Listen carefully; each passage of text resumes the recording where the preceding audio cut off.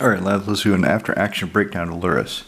So if you saw the pub video, Luris is working. She's definitely got potential. She's not there yet. There's some cards I need to swap out. Some routes of play that I need to explore more. So I need to put things in that advance the lines of play. For example, I have a Soul Sister deck in Modern. She's only running 4 Soul Wardens and 4 what is the other one? The other Soul Sister. She's only got 3 of those, so there's an extra one. Soul's Attendant. That's it, Soul's Attendant. So I've got an extra Soul's Attendant in my Modern collection that I can put into Luris, and I think that'll shore her up. So what we're going to do is, as with other videos of this type, look at the cards, and anything that is working, anything that is doing what I want it to do, will stay. Everything else will become suspect and eligible for replacement. Lands, most of the lands, I'm just... the lands always work.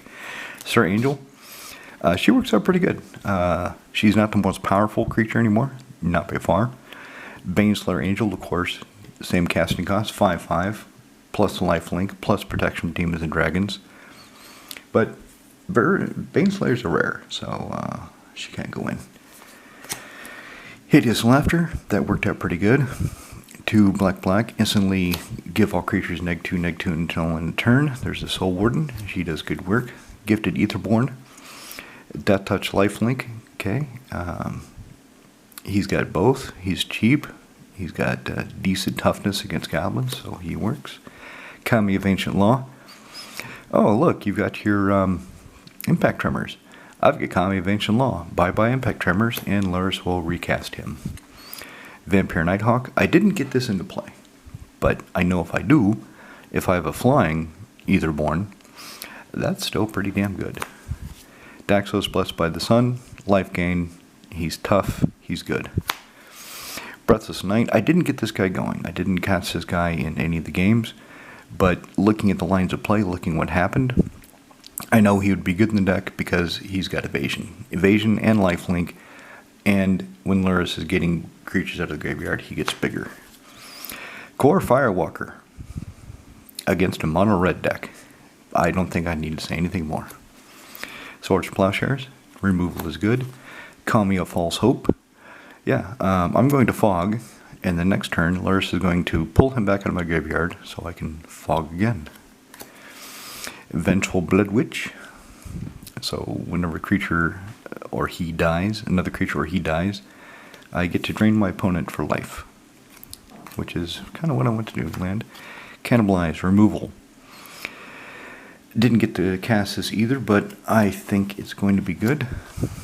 Whispering Correct, she was doing pretty good work in the deck. 2 black-white, 2/4 flyer. Whenever another creature power 2 or less enters the battlefield under your control, you drain your opponents from 1 life. 1 life per creature. It's not much, but over the course of the game, it adds up. Plus, she's got this 7 mana, 5, 1 black, 1 white. Your creature's power 2 or less gain Death Touch and lifelink until end of turn. And since I have no buffs in the deck, no mass buffs, the creatures are going to be whatever they are, and most of them are pretty small. Yeah, protection from creatures. He was working good. Morbid Opportunist. Whenever 1 or more other creatures die, draw a card only once per turn. I actually forgot this a few turns. Creatures were dying, and I was not drawing cards. Probably because I was just having too many beers, but she works. Land. Marauding Blade Priest. Whenever you gain life, each opponent loses 1 life. Well, they've got a lot of lifelink in the deck. A lot of life gain. So I think she's worth it. Maybe I should do more with the clerics, because I've got a lot of clerics. I really don't care about these. I ordered a Guildgate, Orders of Guildgate, so I'm going to take out the Vivid Lands, put them in the exclusion pile. Satori Visionary. He can't be blocked, because nobody else is playing Shadow. Are there any red creatures with Shadow? Or is it only black, white, and some blue? I don't know, anyway. he essentially can't be blocked. And when he hits anybody, I get to kill one of their enchantments. Knight of Metagrain. 2/2 life-linking First Striker. There are probably better options, but she's solid. And I already own her. I don't have to buy a new card. Loxodon Warhammer. I think I should put more equipment in this deck. I really think I should do that. Angelic Renewal. Whenever another creature... Well, we could talk about these at the same time. Both these enchantments come into play, and all I have to do is sacrifice them to get the effect. This, sacrifice it and disenchant. Angelic Renewal, sacrifice it. And if a creature is going to die, instead it comes back into play into my control. If it would die on my side, if a creature would go into my graveyard. So, for example, Sir Angel, which is too big for Lurrus to recover, I can Angelic Renew her, she will come back, and then Lurrus can recover the Angelic Renewal. Heir of Falconwrath, she's kind of... She didn't feel quite right in the deck, but she was a threat. When I flipped her over and I had a flyer, another flyer, I should put more flying in the deck actually, I don't know to think about it. She was working. She's only a 3/2, but when she flips over, but it was sufficient to stave off some attackers. So let's keep her in here. Mana Rock, yeah, I'll just keep Mana Rock. Mentor the Meek, see, most of my creatures are kind of weak. So Mentor the Meek can give my deck a peek. He's good. Landscape, Timrit, Chosen from Death. Yeah, I was actually using his exile ability. Not that Mono Red has any real recovery, but I was using it for life gain. So he has earned his place in the deck. Land, Zealous Persecution. Didn't draw this, didn't play this, but I know against a bunch of 1/1 goblins, giving them all neg 1 until end of turn is probably going to be good for me. Mana Rock. Spirit, this is funny. It's an old Legends card. A lot of you have never seen this card, unless you saw the last video where I was talking about it. Double black. Put a neg 0, neg 2 counter on target creature every time it comes tapped. And even the enchantment goes away, those counters stay. So put this on Crete, and she couldn't attack anymore. Not that she was the primary attacker. As long as some other goblin is attacking, her trigger activates and there's another goblin attacking, and I take another point of damage from her Impact Tremors effect. But it does help slow things down, and if the creature dies, that Spirit Shackle is enchanting, Lurrus can bring it back. So it's useful. It's weird, but it's useful. Land. Make a stand. Save the team and make them a little bit bigger at instant speed. Yeah, I think that's okay. I didn't get these into play. I'm not sure if I want them, but it's still interesting enough for me to leave in the deck to explore further. Gold Vein Pick, yep, this is pretty good. Diamond Pick would be better, but that's red, so obviously I can't have it. Whenever equipped creature deals combat damage to player, you get a treasure token. Keep digging for treasure excuse me, by picking it out of your opponent's brain. On Sarah's Wings, so I actually cast this. I cast this, and Cube fucking did, what's that spell from Thunder Junction? Red spell allows you to redirect. So change the targets. So Cube did that. He redirected the target creature to one of his creatures. So his creature got on Sarah's Wings. Wasn't expecting that. Didn't really like that. But it happened. Is that enough reason to take it out? No, not really. It's still pretty good. 3 and a white. Enchanted creature becomes legendary. Gets +1/+1. Flying, vigilance, life. Everything I want. Spawning Pool. Comes into play tapped. For 1 black, I can have it become a 1/1 black skeleton. and I can regenerate it for 1 black. So, decent blocker. Oh, Sworn Vampire. I was kind of using this guy a little bit. I don't feel like I've really grasped everything that he can do in this deck. Still working it through, but I think he's earned a slot. Comes into play tapped, but I can cast him from a graveyard if I gain life this turn. Or Luris can just cast him for if I gain life or not. Skull Clamp. Yeah, that's just good. Phyrexian Rager. Probably not the best thing I could be running, but it does work. Comes into play, I draw a card and lose 1 life, so it does give me something when it comes into play. Arvad the Cursed. One of the deck tops out. I think the highest casting cost of anything I have is 5. So Death Touch, Lifelink, both abilities I want. Other legendary creatures that could all get +2/+2. So when he was out and Luris is out, she was a 5/4. Professor's Warning. Put a +1/+1 encounter creature, or it becomes indestructible until the end of the turn.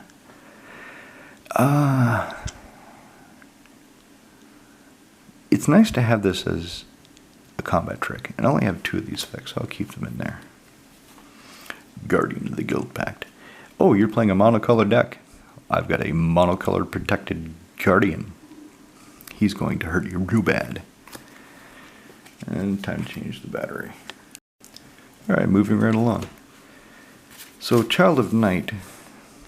I had her in play, and I didn't want to attack with her because I didn't want to trade her for just some stupid goblin token. And when I got attacked, I didn't really want to trade her for some stupid goblin token. Even though Luris can bring her back, I don't know, she just didn't feel, without any invasion, with only a 1 toughness, I'm going to set her aside. I'm not sure if she's what the deck wants. Fanatical Devotion. I did not get this into play. 2 and a white, enchantment, sack a creature, regenerate target creature.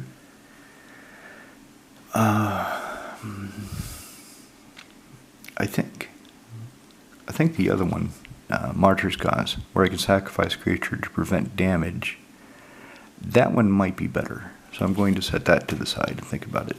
Land tax, yes, this is an uncommon. And this worked out pretty damn good. Once Cube had more lands than I did. So if an opponent has more lands than you during your upkeep, you can go find 3 basics, put them in your hand, and shuffle your library. So it is diminishing returns. Unless your opponent continuously plays a land ahead of you and always stays ahead of you in land count, at least one of your opponents, after a while it just stops being effective. But then, over the course of the game, it could pick back up again if they get ahead of you again. Unburial Rites. It's a black-white deck that has small creatures and creatures that I can't bring back from there, so this is good for consistency. This is good as a backup option, and I can use it twice. So 4 and a black, return target creature from graveyard to the battlefield. 3 and a white, flash it back and do it again. Animate dead. This just works. I just like it. Navis Occultist. 1 and a black for a 1/2 human wizard. When she dies, you draw a card and lose 1 life. So Rager, when he comes into play, you draw a card and lose 1 life. When she dies, you draw a card and lose 1 life. So she's good as a blocker, and she gives me some kind of benefit. Plus, if I have Blood Witch or any of the creatures that, when a creature dies, I get to drain my opponent, then I get multiple benefits. Terror! Yes, Kriko gets scared shitless and dies. Putrid Warrior. I love this card. I love the way it looks. I like Ray Lego's art. But I'm not sure if it's what the deck wants. Black-white for a 2/2 zombie. When he deals damage, and it doesn't matter what he deals damage to, as long as he deals damage. Everybody loses 1 life, or everybody gains 1 life.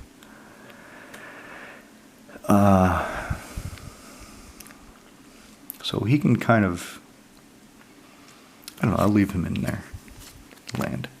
Angel Vitality. Yeah, I'm cheating with her. I am. 2 and a white for a 2/2 angel. Flying. If you gain life, you gain that much life plus 1 instead. And if you have 25 more life, she gets +2/+2. Well, when I cast her, I was at, we start at 30. If we're playing 1v1, we start at 30. And so, excuse me, if I've only taken a few points of damage, then she comes into play for 3 mana as a 4/4 flyer. She stays. Feed the Swarm, kill an artifact or enchantment, and lose life equal to its value. Well, removal. Removal is good. Supernatural Stamina. Until end of turn, target creature will come back if it dies and gets bigger. Nice little combat trick. Mortify. 1 black, 1 white. Destroy an artifact or... It's not disenchant. Destroy a creature or enchantment. That works. Land. Sacred Kitty Cat. I've got a little kitty cat. I'm surprised at how much... This is a €10 card. I don't know why. I don't know what it's played in to be a €10 card. For the foil. The flat one is financially worthless, but the foil is about €10. Again, I don't know why. 1 white for a 1/1 lifelinking kitty cat with a bomb. So I can spend 1 white, exile it, and create a token copy of it. It works. Land. Outbreak. Oh yes. 3 black, or you can throw away a swamp instead of paying the mana. Choose a creature type. All creatures of that type get -1 until end of turn. Oh, you're playing a tribal deck with small creatures. I'm afraid they've encountered an interesting disease that is highly contagious and ultimately lethal to all but the biggest ones. Swiftfoot Boots. Yep, let's keep that in there. More lands. Take out the Vivid Land. Dismember, removal. And as we've said, removal is good. And the more removal I have, the better. Because if he's playing either Crete or Krinko, so Crete, 3 mana to cast her. I kill her. He only has to spend 5 to bring her back. I kill her again. Then he has to spend 7 to bring her back. I kill her again. Then 9. But I have to have the removal and the way to kill her, because he's not stupid. Cube is a good player. He's a very careful, very measured player. So he's not going to send her to her death unless he thinks he can get something out of it. So I've got to have the removal to kill her. Same with Krinko. He's going to do the same. And Krinko, I mean, it's even worse because he's not going to attack. He's just going to tap and use his ability. So I kill him. 4 commander attacks. 6. Kill him again. 8. So I don't need to kill Krinko as often as Crete. But I do need ways to do it. Denny the Capuchin, Paragon. 2 and a white. 2/2 first strike. Vigilance, lifelink. Oh yeah. Aura and equipment spells you cast. Well, see, I should put more equipment in there because I've got Danitha. Swamp. This guy was good. Loyal Unicorn. 3 and a white for Vigilant Unicorn. And if I've got my command, if Loris is out and this guy's out, at the beginning of combat on my turn, my creatures become indestructible and vigilant. Well, not indestructible. They just don't take any combat damage. But they also become vigilant. Second doesn't attack. Okay. Everything's got prevent all combat damage to it and vigilant. Everything attacks you. Let's see what happens. Swamp. Necrotald.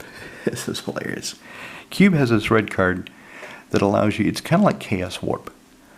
It's an uncommon version of Chaos Warp where you destroy, you don't shuffle it back into your opponent's library.